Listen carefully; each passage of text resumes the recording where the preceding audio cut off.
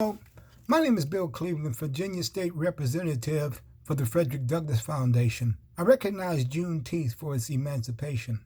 On August 3, 1857, Frederick Douglass delivered the West India Emancipation in Canandaigua, New York.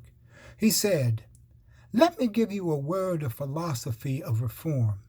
The whole history of the progress of human liberty shows that all concessions yet made to her august claims have been born of earnest struggle. The conflict has been an exciting, all-absorbing, and, for the time being, putting all other tumults to silence. It must do this, or it must do nothing. If there is no struggle, there is no progress. Those who profess to favor freedom and yet deference agitate are men who want crops without plowing the ground. They want rain without thunder and lightning. They want the ocean without the awful roar of its many waters. This struggle may be a moral one, or it may be a physical one. It may be both moral and physical, but it must be a struggle. Power concedes nothing without the man.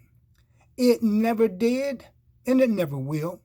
Find out just what any people will quietly submit to, and you will have found out the exact measure of injustice and wrong which will be imposed upon them. And those will continue until they'll resist with either words or blows, or both.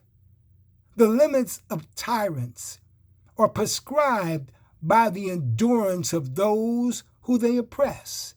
In the light of these ideas, Negroes will be hunted in the North and held and flogged in the South as long as they submit to those devilish outages and without resistance, either moral or physical. Men may not get all they pay for in this world, but they must certainly pay for all they get. If we ever get freedom from the oppressions and wrongs heaped upon us, we must pay for their removal. We must do it by our labor, by suffering, by sacrifice, and if need be, by our lives and the lives of others. This is what Frederick Douglass said, and we must work together. Without progress, there is no struggle."